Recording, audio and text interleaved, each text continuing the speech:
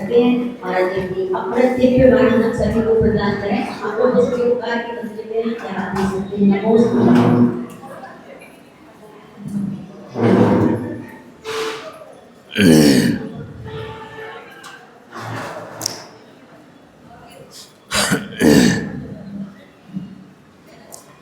नमो अरिहन्ताणम्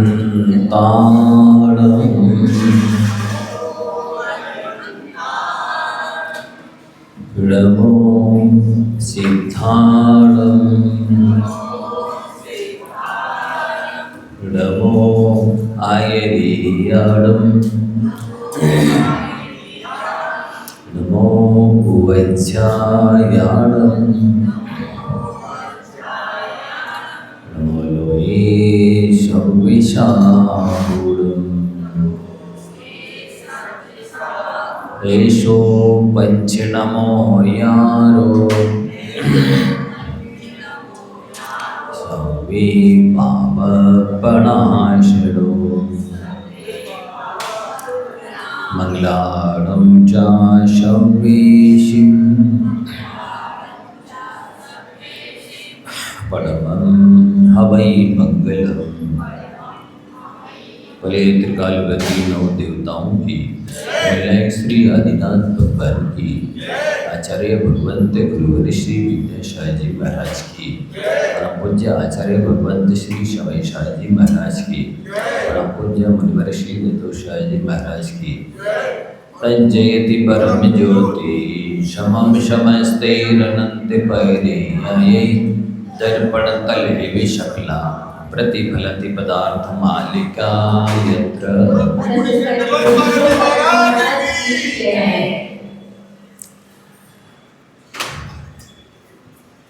ग्रंथराज प्रशासित दिव्य स्थापकाचार में सम्यक दर्शन का प्रसंग चल रहा है। शास्त्रों में कहा गया है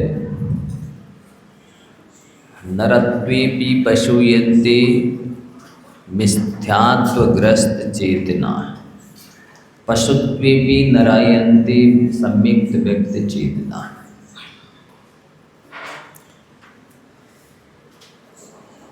सम्यक दर्शन से रहित मनुष्य पशु के समान है और सम्यक दर्शन से सहित पशु भी मनुष्य से अच्छा है। सम्यक दर्शन यदि है तो वो भले पशु है लेकिन मनुष्य से श्रेष्ठ है, उत्कृष्ट है, क्योंकि उसका भावी भविष्य जो है उज्जवल है। पशु सम्यक दृष्टि पशु भविष्य में मानव ही नहीं महामानव बनेगा और मिथ्या दृष्टि मानव के बाद बानर पता नहीं क्या बनेगा, कहाँ नहीं जा सकता है। समबोध वृत्त तपसाम पाषाण शैव गौरवम पुंसाम पूज्यम महामणिर्यो तदेव सम्यक्त संयुक्तम। सम्यक दर्शन से रहित व्यक्ति का जितना भी ज्ञान है, आचरण है, चरित्र है, वो बहुत बड़ी पाषाण शिलाखंड के समान भारी है, वजनदार है। और सम्यक दृष्टि का भले ही थोड़ा ज्ञान हो, चरित्र हो, लेकिन वो महामणि की तरह पूज्य है, अमूल्य है। सारे पाप और व्यसन तो सरसों के समान है और मिथ्यात्व सुमेरु पर्वत के बराबर है। मिथ्यात्व से बड़ा कोई पाप नहीं है, मिथ्यात्व से बड़ा कोई अपराध नहीं है, मिथ्यात्व से बड़ा कोई अंधकार नहीं है। मिथ्यात्व वह अंधकार है जो करोड़ों सूर्यों के द्वारा भी नहीं हट सकता। मिथ्यात्व वह महाअग्नि है, दावानल है, जो महान मेघों के द्वारा भी बुझ नहीं सकता। मिथ्यात्व वह जहर है जो इस जीव की इस जन्म को ही नहीं अनंत जन्मों को विषाक्त कर देता है, बर्बाद कर देता है। ये मोही अज्ञानी प्राणी सुनने समझने को ही तैयार नहीं है क्या कहा जा रहा है। ऐसे नशे में, मिथ्यात्व की नशे में धुत है, मूर्छित हैं, गाफिल हैं, बेहोश हैं। श्रद्धा का, आस्था का, विश्वास का, रुचि का, प्रतीति का, सम्यक दर्शन का महत्व वचनातीत है। उसी श्रद्धा की चर्चा यहाँ चल रही है, जिस श्रद्धा से ये संसारी प्राणी अनादिकाल से आज तक वंचित है, जिसे समय सार में आचार्य कुंद कुंद भगवान ने कहा, श्रद्धह दी पत्ते दी रोचे दी तह पड़ोए फांसे दी, धम्मम भोग निमित्तम न दशो कम्मक खय निमित्तम। ये मोही अज्ञानी प्राणी, ये मूर्छित प्राणी, संसार की वस्तुओं में लोभी प्राणी, दृश्य जगत से प्रभावित होने वाला ये प्राणी देवसास गुरु का श्रद्धान्वी करता है, उनकी प्रति रुचि भी जगाता है, उनके निकट भी आता है, दर्शन चरण स्पर्श करता, अभिषेक पूजा भी करता है। सद्दति रोचेदी पुणोदे फांसेदी, सारे धर्माचरण करता है। लेकिन इस संसारी प्राणी की जो अनादिकालीन कुटेव है, संस्कार कहें, ये सब कुछ जो कुछ भी करता है धर्म के नाम पर भोगों के लिए करता है।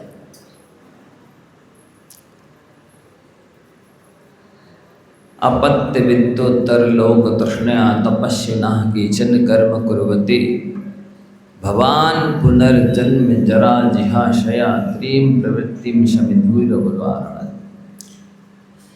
शमंत भद्राचार्य महाराज जी कहते हैं, शीतलनाथ भगवान की स्तुति करते हुए, कि हे भगवान आप धन्य हैं,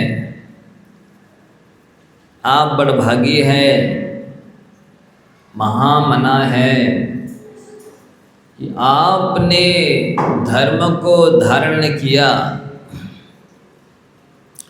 मन वचन काय की प्रवृत्ति को रोका, संयत किया, तो केवल जन्म जरा और मरण के विनाश के लिए। और ये संसारी अज्ञानी मोही प्राणी दर्शन करते, अभिषेक पूजन करते, विधान करते हैं, जो भी व्रत अनुष्ठान करते हैं, वे संतान की प्राप्ति के लिए, धन की प्राप्ति के लिए, अथवा ज़्यादा से ज़्यादा भोग भूमि या स्वर्ग आदि की प्राप्ति के लिए करते हैं। इसलिए वे बेचारे आज भी दुखी हैं और आगे भी दुखी ही रहेंगे। हे भव्य जीवो, सुखी होना चाहते हो, शाश्वत सुख प्राप्त करना चाहते हो, तो इस धर्म के स्वरूप को समझो।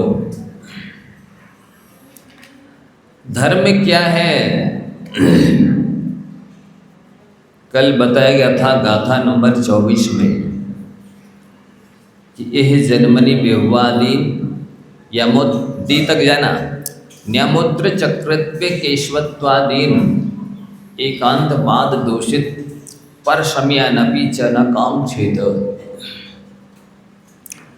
आप जितने भी क्वालिटी क्वांटिटी में धर्म करते हैं, जितने भी अंशों में धर्म के नाम पर कुछ भी करते हैं, वह आपकी मर्जी करो। करना तो चाहिए पूरी शक्ति, बुद्धि और धन श्रम लगा करके धर्म, लेकिन जितने अंशों में कर रहे हो उसको इस जन्म में वैभव नहीं मांगना, सांसारिक वस्तु नहीं मांगना, और परलोक में अगली पर्याय में चक्रवर्ती, केशव, नारायण आदि के पदों को नहीं चाहना, नहीं मांगना। ये धर्म करने के साथ में कंडीशन है, शर्त है। और एकांतवाद से दूषित जितने भी 363 मत हैं, मिथ्या मत हैं, एकांतवाद से सहित धर्म के नाम पर जाने और माने जाते हैं, उन सबको भी नहीं चाहना, ना उन्हें मन से अच्छा समझना और ना वचन से प्रशंसा करना और न काय से किसी भी तरह का सहयोग साथ देना। ये निकांक्षित अंग कहलाता है। वस्तुतः देखा जाए अनादिकाल से लेकर आज तक इस जीव की 4 गति 84 लाख योनियों में भटकने का कोई कारण रहा है तो वो है इस जीव की कांक्षा, इस जीव की इच्छा, इस जीव की आशा, इस जीव की वांछा, इस जीव की मूर्छा। यदि ये इच्छाएं छोड़ देवे तो सारी चिंताएं और सारे कष्ट दूर हो जाए। पर ये चिंताओं को दूर करने के लिए और कष्टों को दूर करने के लिए भी इच्छाएं ही बढ़ाता है। ऐसी विडंबना है। जिनके दूर करने से इसे सम्यक दर्शन भी होने वाला है और सुख भी होने वाला, वो उन्हीं को और बढ़ाता है, जिससे और भी सुख से मोक्ष से दूर होता चला जाता है। कल कहा गया था कि आप रूपवान और धनवान बनने की कोशिश ना करें, क्योंकि ये रूप भी शाश्वत नहीं है और धन भी शाश्वत नहीं है। जब वैभव ही शाश्वत नहीं है तो वैभव शाश्वत कैसे रहेगा? भाव ही शाश्वत नहीं है तो वैभव शाश्वत कैसे रहेगा? ये सुख शांति देने वाले नहीं है, ना रूप सुख शांति देने वाला है, ना धन सुख शांति देने वाला है। सुख शांति देने वाले तो है गुणवान और चरित्रवान व्यक्ति। गुणवान बनो, चरित्रवान बनो, इससे शाश्वत सुख मिलेगा।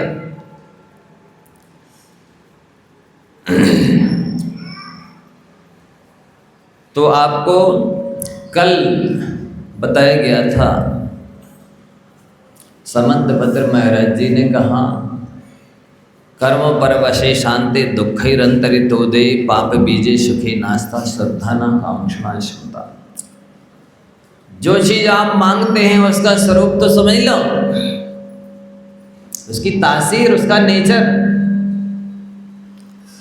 उसका गुण धर्म तो समझ लो। जो चीज मांग रहे हो, आप बर्फ को हाथ में लेकर सुरक्षित रखना चाह रहे हो, क्या बर्फ आपके हाथ में टिकेगा? फिर क्यों बर्फ को चाहना, क्यों मांगना, क्यों हाथ में रखना उसको और फिर कोशिश करना कि ये शाश्वत बना रहे मेरे पास? उसका तो नेचर ही है पिघलने का, बहने का। उसे कोई नहीं रोक सकता है। कब तक रखेगा जमा करके बर्फ को? एक उसकी सीमा है, कैपेसिटी है। ठीक बर्फ की तरह ही संसार की जितनी चीजें हैं वे आपके पास, आपके साथ सदैव नहीं रह सकती है। जैसे बर्फ थोड़ी देर के लिए ठंडा लगता है, खाओ तो थोड़ी देर के लिए ठंडा लगता है, थोड़ी सी देर के लिए ठंडक देगा। ऐसे ही संसार के जितने भी सुख हैं वे सभी थोड़ी देर के लिए संतुष्ट करते हैं, नेताओं की तरह आश्वासन देते रहते हैं, सुख नहीं देते हैं। कर्म परवशे, कर्माधीन है बेचारे भी। सुख की, उन वैभव की भी गलती क्या है? सांसारिक सुख की गलती क्या है? क्योंकि भी कर्माधीन है। और कर्म की अवस्था सदैव एक सी कभी भी किसी के भी नहीं बनी रहती है। आप लोग वैराग्य भावना में पढ़ते हैं, पुण्य उदय जिनके तिनके भी नाही सदा सुख साता। जो चरम और परम पुण्यात्मा जीव हैं, तीर्थंकर, पुण्यानुबंधी पुण्य वाले, शातिशय पुण्य वाले, उन तीर्थंकरों के भी जब एक सी अवस्था सदैव नहीं बनी रहती है। पुण्य उदय जिनके तिनके भी दाही सदा सुख साता। यह जगवास यथार्थ देखें सब दिखे दुखदाता। वस्तुतः यहाँ जितने भी साधन सामग्री और लोग हैं भी सब सुख नहीं दुख देते हैं। आपको लगता है कि इनसे हमें सुख मिल रहा, सहयोग मिल रहा है, सुख नहीं मिल रहा, दुख मिल रहा है। नीचैर्गच्छत्योपरि च दशा चक्र निमिक्रमेणे। इस जीव के भाग की दशा ऐसी चक्र के पहिया के समान है, आरे के समान है। बैलगाड़ी का पहिया देखा है, उसमें ऐसे आरे लगे रहते हैं साइकिल के स्कोप की तरह, तो वो सदैव घूमते रहते हैं। ठीक इसी प्रकार से मनुष्य का भाग भी सदैव घूमता रहता है। वो ऊपर तो थोड़ी ही देर के लिए रहता है, श्रेष्ठ भाग तो थोड़ी देर के लिए ही होता है हर व्यक्ति का। अंत में तो सूरज की तरह सबको डूबना ही पड़ता है। फिर आज के लोग तो पाश्चात्य सभ्यता का अनुकरण कर रहे हैं। सूरज जब उदित होता है तो बहुत सुंदर लगता है, उत्कर्ष को, चरमोत्कर्ष को बढ़ता ही जाता, उठता जाता ऊपर। लेकिन जैसे ही पश्चिम दिशा का आश्रय लेता है तो उसको डूबना पड़ता है। इसी प्रकार से ये संसारी प्राणी पाश्चात्य सभ्यता का अनुकरण कर रहे हैं, विदेशी संस्कृति को अपना रहे हैं, तो इनको भी सूरज की तरह डूबना पड़ेगा, नियम है। आप देखो इंग्लिश भाषा के जो 26 वर्ड हैं, 26, ए से चालू होता है एप्पल, ए फॉर एप्पल, खाने से शुरू होता है। और एक्स बाई जेड, अंत में जेड बने जेब्रा, गधा बना देते हो। आप देख रहे हैं, खाने से शुरुआत हुई और अंत में गधा बना दिया। सुबह से लेकर शाम तक बेड टी, बिस्तर की चाय, सवेरे से खाना पीना चालू और अंत तक खाते पीते ही गफिल हो जाते हैं। तो इस संस्कृति का अनुकरण करोगे तो गधा बनोगे अंत में।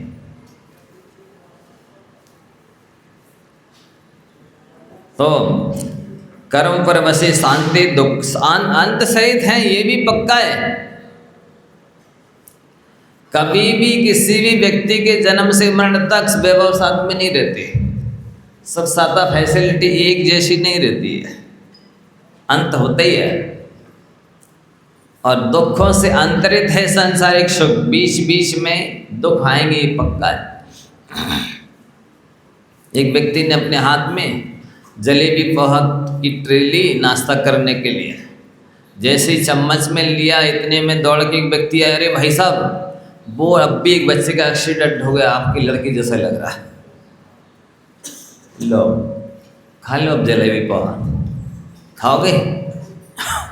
जाके देखा खुद ही के लड़का का एक्सीडेंट हो गया है। जलेबी पोहा तो हाथ में है, लेकिन ये जलेबी पोहा आपको सदैव सुकून देते रहेंगे ऐसा है ही नहीं। बीच बीच में ऐसी समस्याएं आएंगी,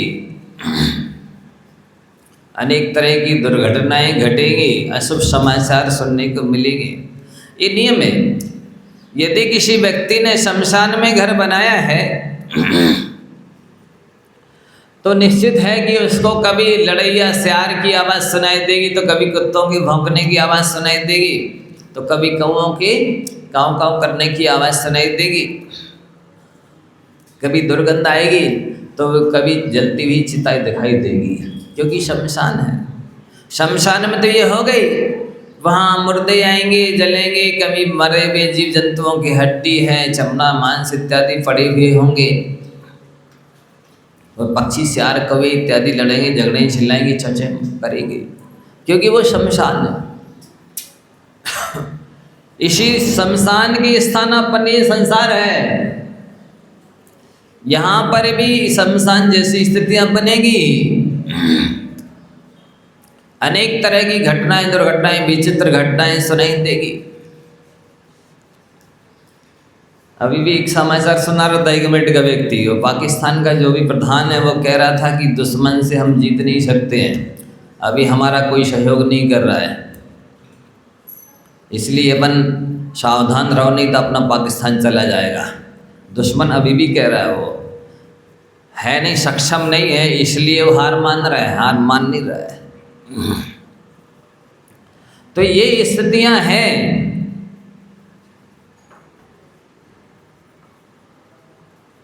सदैव दुखों से अंतरित संसार की सुख है। और यदि व्यक्ति बढ़िया सुंदर टेस्टी खीर खा रहा हो, दूध की बनी हुई, जिसमें कि केसर डली है, ड्राई फ्रूट्स डले हैं, मीठा डला है, और बीच बीच में कंकर आवे, तो बताइए खीर खाने का मजा आएगा? ये खीर में कंकरों की तरह संसार के सुख मजा देते ही नहीं, बीच बीच में सब मजा किरकिरा हो जाता है। इसलिए ये संसार में रह करके सुखी होने की कोशिश मत करो, यहाँ है ही नहीं सुख, तो सुखी होगे कैसे? दुख ही निरंतर पाप बीजे, एक सबसे बड़ा विशेषण मार्के का है, ध्यान देने लायक है, महत्वपूर्ण पॉइंट है कि आप जैसे किसी 5 स्टार 7 स्टार होटल में जाकर के रुकेंगे, वहाँ पर फैसिलिटी तो आप जो चाहेंगे घंटी बजाएंगे, क्या चाहिए सर आदेश दीजिए, क्या चाहिए, वो चीज़ आ जाएगी। लेकिन जैसे ही आपके पास बिल आएगा ना, कि लो साहब इतने क्या हो गया है आपका बिल, तो आपकी आंखें चकरा जाएगी। बहुत महंगा होता है। 5 स्टार 7 स्टार का जो फैसिलिटी है ना, बहुत महंगी होती है। इससे अनंत गुनी महंगी इस संसार के सुख है। क्यों? पाप बीजे लिखा है, आप जितने ज़्यादा भोग रहे हो, उतने ज़्यादा पाप के बीज बो रहे हो।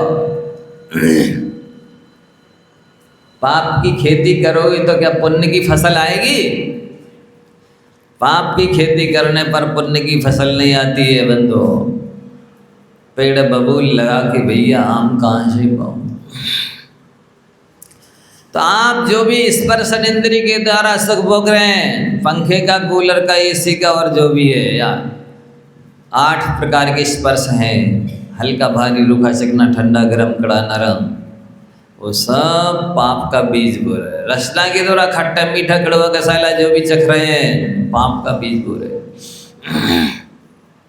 घ्राण के द्वारा जो भी सुगंध दुर्गंध आपको पसंद आ रही है, वो पाप का बीज हो रहा है। चक्षु के द्वारा काला पीला नीला लाल रंग जो भी आप पसंद कर रहे हैं, ये पाप का बीज बो रहे हैं। कर्णेंद्र के द्वारा जो भी प्रशंसा अच्छी लग रही है आपको, गीत गाना अच्छा लग रहा है, पाप का बीज बो रहे हो। पाप का बीज बो रहे हो मतलब अपने भविष्य को अंधकारमय बना रहे हो। भगवान से कह रहे हो तमसो माम ज्योतिर्गमय, मुझे अंधकार से भी उजालों की ओर ले चलो। भगवान ले चलेंगे आपको उजालों की ओर। बोलो, मैंने तेरे ही भरोसे पारसनाथ सागर में नैया डाल दी। पारसनाथ से पूछा था, हम नैया डाल रहे हैं, हमारा भगवान आ जाना आप खेने के लिए हमारी नैया। पूछा था, सरासर झूठ बोल रहा है। भगवान कहेंगे देख कितना लबरा है ये, सफेद झूठ बोल रहा है, सरासर दिन दहाड़े झूठ बोल रहा है। मैं केवल ज्ञानी बना बैठा हूँ, भगवान कहेंगे मैं 3 लोग 3 काल को देख रहा हूँ, ये झूठ बोल रहा है मेरे से। तेरे ही भरोसे पारसनाथ सागर में नहीं डालते, बिल्कुल नहीं आएंगे सिद्धालय से पारसनाथ भगवान। 100% सत्य है, ध्रुव सत्य है, अंतिम सत्य है। आप झूठ बोलो चाहे सही बोलो, उनका अनंत सुख उनके लिए मुबारक है भी। अपना अनंत सुख भोगें कि आपकी नैया खेने के लिए आए? बताओ तो है? कोई आएगा अपना अनंत सुख छोड़ करके आपकी नैया खेने के लिए? पाप बीजे ऐसे सुख में अनास्था होना चाहिए, नहीं भगवान मुझे नहीं चाहिए। ये माल पीछे से मार देता है, पक्का है। इसलिए कुंद स्वामी ने भी कहा, सपरम बाधा संयम विच्छिन्नम बंद कारणम विषमम जब इंद्रिय ही लग्नम तम सुखम दुखमेव। सपरम पराधीन है ये सांसारिक सुख। पराधीन सपने सुख नहीं। पराधीन व्यक्ति को स्वप्न में भी सुख नहीं मिलता है। जागृत अवस्था की तो छोड़ दीजिए। मुनि महाराज क्यों सुखी है बताइए? इनके पास कौन सी फैसिलिटी है, कौन सी मीडिया है, क्या है इनके पास? सुखी क्यों है? क्योंकि स्वाधीन है, स्वतंत्र हैं, इसलिए सुखी हैं। भले कुछ नहीं है और आपके पास सब कुछ है, लेकिन आप पराधीन होने की वजह से दुखी है। इसलिए सुखी होना चाहते हो तो स्वाधीन बनो, स्वावलंबी बनो, स्वतंत्र बनो।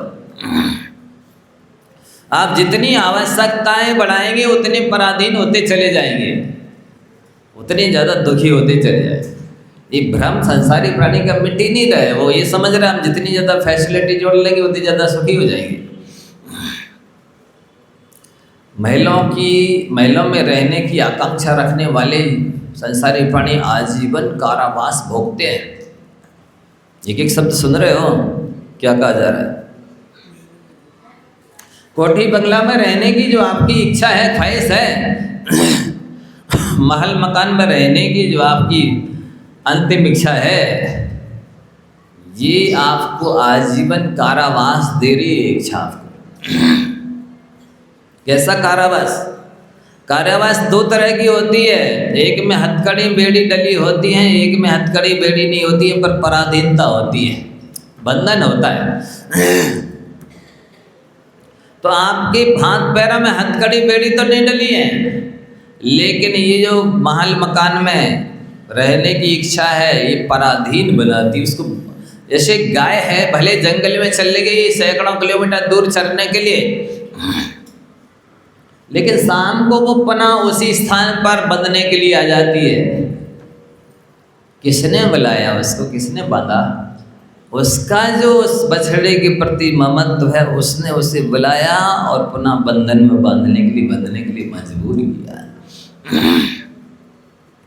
गाय की तरह आप लोग भी चले जाते हैं, सैकड़ों हजारों किलोमीटर दूर छोड़ करके बड़े बड़े क्षेत्रों पे चले जाएंगे या कहीं भी चले जाएंगे, लेकिन फिर भी सुखी नहीं होंगे, पुनः बंध जाएंगे, आकर के पराधीन हो जाएंगे। इसीलिए कहा कि महलों में रहने की इच्छा रखने वाले लोग आजीवन मानसिक कारावास भोगते हैं। शारीरिक कारावास नहीं, मानसिक कारावास। शारीरिक जेल भी होती है और मानसिक जेल भी होती है। बंदी गृह दोनों हैं, दोनों जगह पराधीनता है। किसी बड़े महान ज्ञानी चिंतक ने तो यहाँ तक कहा है कि शादी कराने का मतलब है 50 साल का सश्रम कारावास। क्या बोला? शादी कराने का मतलब है 50 साल का सश्रम कारावास। श्रम भी करो, लाते बातें भी सहो, काम भी करो, पैसे भी नहीं मिलेगी और बंधन में भी रहो। तो ये सपरम बाधा संयम, बाधाएं अनेक तरह की हैं। एक निपटाता है व्यक्ति, 4 खड़ी हो जाती है। एक आवश्यकता पूरी करता है, 4 इच्छाएं डिमांड फिर खड़ी हो जाती है। एक विघ्न दूर करता है, 4 विघ्न फिर आ जाते हैं।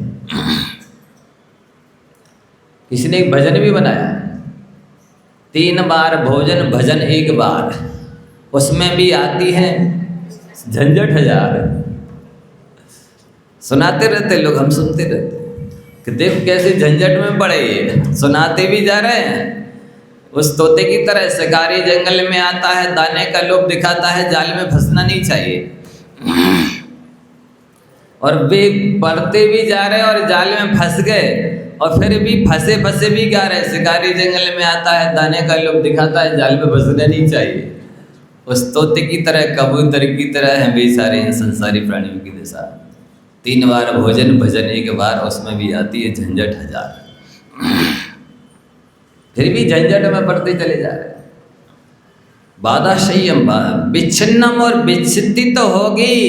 आप चाहें कि जैसी मेरी फैसिलिटी, जैसी मेरी व्यवस्था अभी बनी हुई है, सुबह से शाम तक की, शाम तक की और शाम से सुबह तक की, जो मेरी दिनचर्या जो मेरे लिए चाहिए, सुबह उठते ही बैठती चाहिए, फिर ये नाश्ता जली हुआ चाहिए, क्या चाहिए, और भोजन में ये चाहिए, आज ये चाहिए, शाम को ये चाहिए, दोपहर में ये चाहिए, ब्यारी में ये चाहिए, ऐसी व्यवस्था बनी हुई है। मैं जब चाहता हूँ, जो चाहता हूँ आ जाता है, मिल जाता है। आज मान लो हो भी रही व्यवस्था, तो ये व्यवस्था सदैव नहीं बनी रहेगी। ये 100% सत्य है कि 365-64 दिन भी व्यवस्था बनी रहेगी, पर एक दिन तो नहीं बनेगी। 365 दिन में एक दिन ये व्यवस्था नहीं बनी रहेगी, और एक ही दिन व्यवस्था नहीं बनेगी तो आपको इतना संकलेश हो जाएगा, आतर उधर ध्यान हो जाएगा, पीछे नहीं हो जाएगी कि अरे अब कैसे काम करें, कैसे कहीं दूसरी जगह जाएं, अब क्या करें। और वो एक दिन में इतना आप संकलिश कर लेंगे, बेचैन हो जाएंगे, दुखी हो जाएंगे कि वो 364 दिन का सुख मटिया मैट हो जाएगा। मटिया मैट भी हो जाएगा, और साथ ही इतना कर्मबंधन कर लेंगे उस सुख के अभाव में, उस फैसिलिटी व्यवस्था के अभाव में, कि आप अनंत काल के लिए कर्म मान लेंगे और दुखी हो जाएंगे। जिस व्यक्ति को 24 घंटे एसी में रहने की आदत है, 24 घंटे व्यवस्था बनी रहे, मात्र 5 मिनट के लिए गोल हो जाए लाइट, आप कहेंगे लाइट गोल हो जाएगी तो हम क्या बुला लेंगे, जनरेटर बुला लेंगे। उसकी भी व्यवस्था गड़बड़ हो जाती है, कभी कभी 5 मिनट के लिए हो जाएगी। तीसरी व्यवस्था करोगे वो भी कभी ना कभी थोड़ी देर के लिए गड़बड़ हो जाएगा। 1000 व्यवस्था कर लेना तो भी हजारों व्यवस्थाओं में 5 मिनट के लिए, 10 मिनट के लिए, थोड़ी देर के लिए तो गड़बड़ी कभी ना कभी होगी। और वो थोड़ी देर की गड़बड़ी में आप आकुल व्याकुल हो जाएंगे।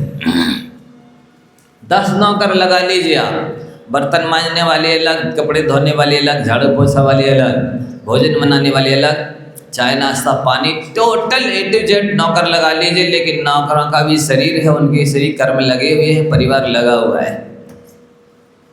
कभी ना कभी उनको भी बीमारी आएगी, कभी ना कभी उनको भी कहीं ना कहीं जाना आना पड़ेगा, और एक ही दिन एब्सेंट रहेगा सर्वेंट। इतने में ही आप बिल्कुल इतने दुखी हो जाएंगे, आकुल व्याकुल हो जाएंगे कि इतने कर्म बांध लेंगे कि अनंत भगवान तब भोगना पड़ेंगे।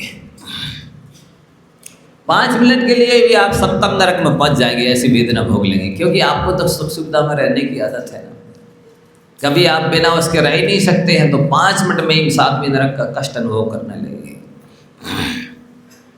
इसलिए कहा है कि आप 1 महीने में 27 दिन यदि फैसिलिटी यूज करते हैं तो 3 दिन उस फैसिलिटी के बिना भी रहने की कोशिश करें।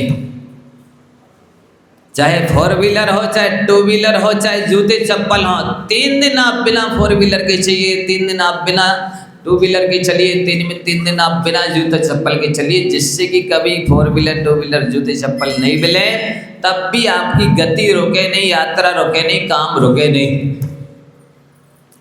आप जो भी खाते हैं, पीते हैं, उड़ते हैं, लेटते हैं, बैठते हैं, उसको 27 दिन यूज करें, 3 दिन ना करें स्वेच्छा से, तो आपकी हर तरह की हैबिट बनी रहेगी। आप एक ही तरह की जीवन शैली न जिए यदि सुखी रहना चाहते हैं तो। एक ही आसन पर नहीं बैठे, एक ही करवट से नहीं लेटे। हो सकता है कभी वही करवट खराब हो जाएगा, दूसरी करवट से लेटना पड़ेगा, और आपकी हैबिट नहीं है, आपकी दूसरे स्थान पर दूसरी चीज़ पर बैठने की आदत नहीं है, तो आप बहुत दुखी हो जाएंगे। अत्यंत आतर ध्यान कर लेंगे, बहुत ज़्यादा कर्मबंध कर लेंगे। इसलिए हमारा आप सबसे कह रहे हैं कि इनका नेचर समझिए। सांसारिक सुविधा, सुख सुविधा जितने भी हैं, सांसारिक सहयोग जितने भी हैं, वे सदैव एक जैसा आपका सहयोग, सदैव एक जैसा आपका साथ, सदैव एक जैसा आपको सुख नहीं दे सकते हैं। और ऐसी आदत आपकी नहीं है, आप उसके बिना रह नहीं सकते। नहीं आज चावल नहीं खाया इसलिए ऐसा लगा ही नहीं रहा कि भोजन किया है, नहीं आज नमकीन नहीं मिला तो लगा ही नहीं रहा कि भोजन किया है, नहीं आज मीठा नहीं मिला ऐसा लगा ही नहीं रहा। अरे कैसे नहीं लग रहा? डाल के गिलास ठूस के देखना, जा रहा है इधर इसके नीचे। जब नहीं जा रहा तो यहाँ तक भर गया तो क्यों कह रहा है कि हमें भोजन लग ही नहीं रहा कि भोजन किया है? इसका मतलब है कि पेट तो भर गया, मन नहीं भरा। और मन भरने की आदत डालिए। ये मन बहुत बेईमान है, सदैव इस व्यक्ति को खोटे काम करने के लिए प्रेरित करता है। मन सदैव बेईमानी, बदमाशी, मक्कारी करने के लिए प्रेरित करता है।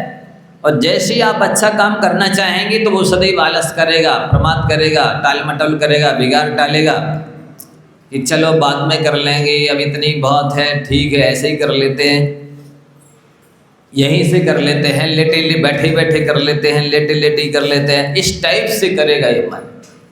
यदि इस मन से कुछ अच्छा कराना चाहते हो तो ज़्यादा से ज़्यादा नियम लो और गिन गिन के उसी समय पर, उसी स्थान पर, उसी विधि से हम करेंगे। ऐसा दृढ़ संकल्प रखोगे तभी कर पाओगे, अन्यथा ये मन करने ही नहीं देगा। काल में तो बाधा से यह विच्छिन्नम बंद कारणम, वहां कहा था पाप बीजे समंत भद्र स्वामी ने, ये कुंद स्वामी कह रहे हैं बंद के कारण है ये विषय भोग। संसार में ऐसा कोई भी व्यक्ति, पर्सन, आत्मा, धर्मात्मा, महात्मा नहीं है कि भोग तो भोग लेवे पर कर्म बंधन ना हो पाए। कितने ही समय सार पढ़ ले पढ़ा देवे, लेकिन मन वचन काय आपका लग रहा है तो काय वांग मना कर्म योगा शास्त्र कर्मंत तो होगा।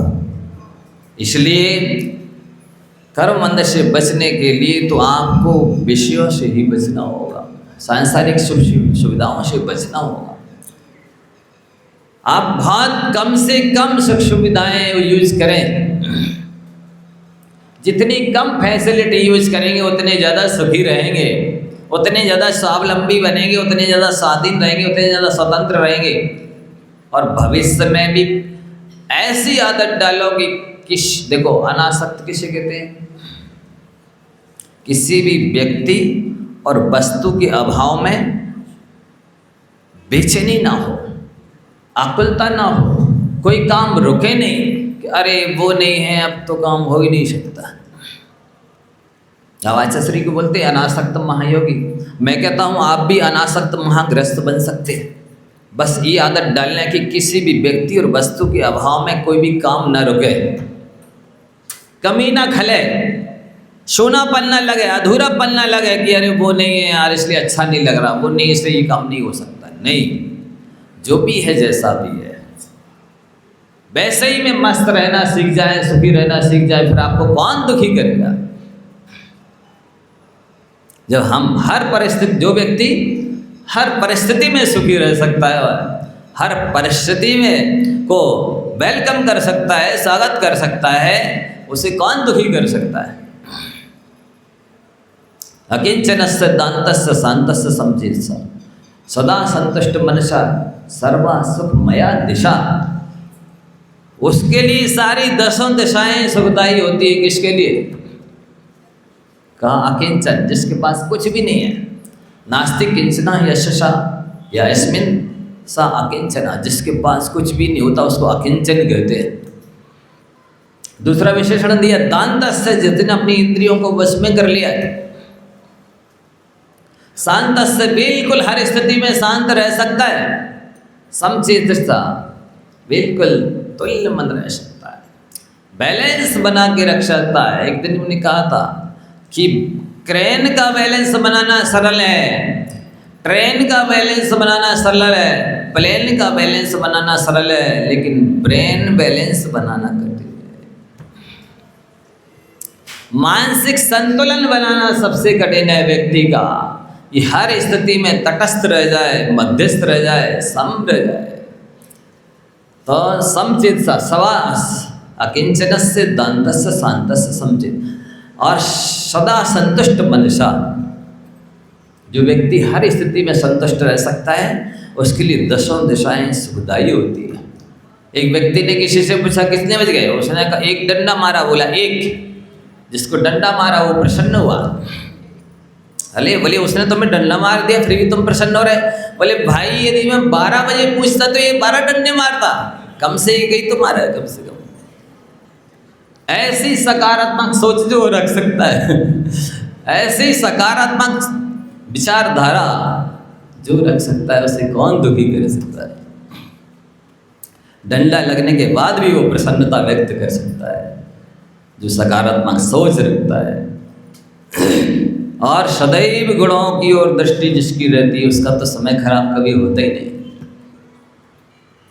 कहीं पर भी हो, किसी भी स्थान में हो, यदि आपकी गुणों की ओर दृष्टि है तो ना आपका समय खर्च हो रहा है, ना कोई श्रम, ना पैसा, ना कोई बुद्धि, कुछ भी खर्च नहीं हो रही, क्योंकि गुण मिल रहे हैं।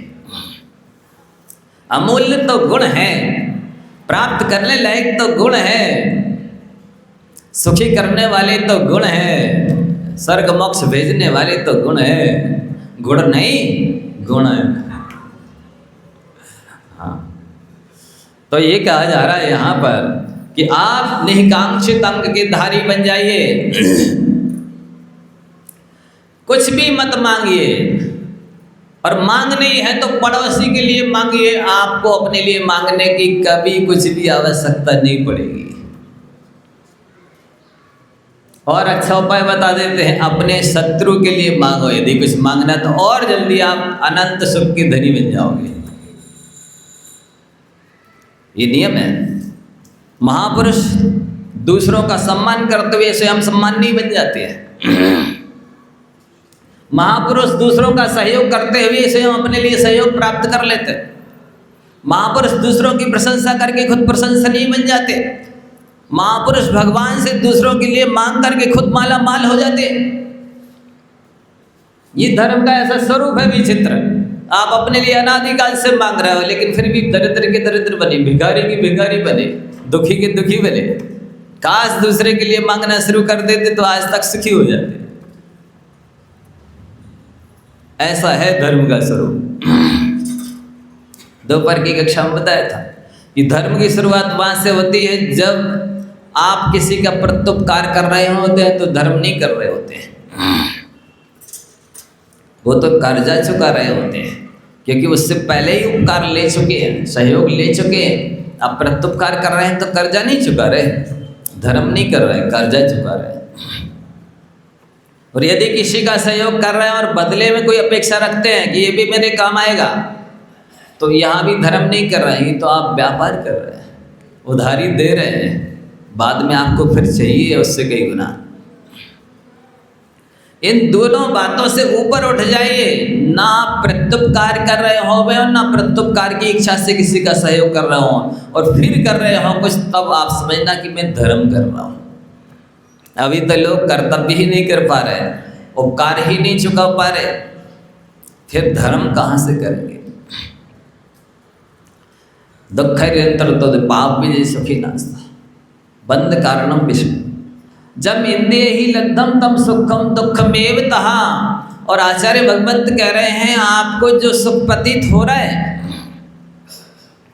इंद्रियों के माध्यम से जो विषय भोग प्राप्त कर रहे हो, भोग रहे हो, ये सुख नहीं है, ये सुखाभास है। सच्चे सुख की परिभाषा ही आपको नहीं मालूम है। सच्चा सुख उसे कहते हैं जिसके बाद दुख ना आए, जिसके साथ दुख ना हो, जिसके भोगने से कर्मबंध ना हो, जो सुख अधूरा ना हो, जो सुख पराधीन ना हो। इधर तो आपने भोजन कर लिया, अब लघु संघ की बाधा हो रही, काय का सुख, अब शौच की बाधा हो रही, अब फिर अगली शाम की चिंता, शाम को क्या खाएंगे, कहाँ से खाएंगे, कब खाएंगे, फिर चिंता। ये सुख नहीं है, ये सुखाभास है। सुख जैसा लग रहा है पर सुख नहीं है। जैसे एक बकरी है, उसको कसाई बहुत अच्छा खिला पिला के मस्त कर रहा है, लोगों को लग रहा है ये देखो परोपकार कर रहा है, करुणा कर रहा है, पाल रहा है। वो पाल नहीं रहा है, वो तो मार रहा है, प्रतिपल मार रहा है। क्योंकि उसको तो मस्त करके अच्छा और कसाई को बेचना है, मांसल हो जाएगी तो ज़्यादा पैसे मिलेंगे। तो ये वो पाल नहीं रहा है, वो तो मार रहा है। इसी तरह से आप जो सुख भोग रहे हो, सुख नहीं भोग रहे हो, अनंत गुने दुख मिलने वाले हैं बाद में। एक दासी थी, राजा की सेज लगाती थी रोज फूलों की सैया। एक दिन उसने सोचा मैं भी तो लेट के देखूं, राजा रोज सोता है, 5 मिनट मैं ही देख लेती हूँ जब तक राजा आता है। और लेटी और दिन भर की थकी तो थी, नींद लग गई। राजा आ गया, उसने देखा मेरी सेज पर ये दासी सो रही है। कोड़ा उठाया और पीटना शुरू कर दिया। उसकी नींद खुली तो हंसने लगी। राजा को आश्चर्य हुआ कि क्यों हंस रही है।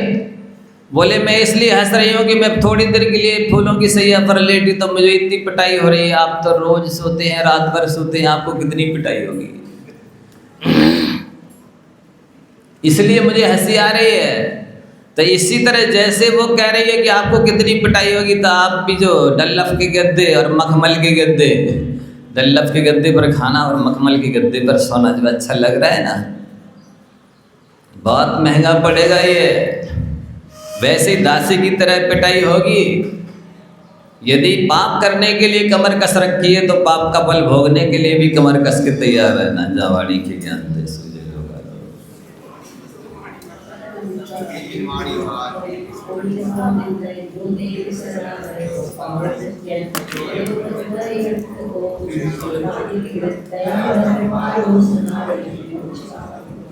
वो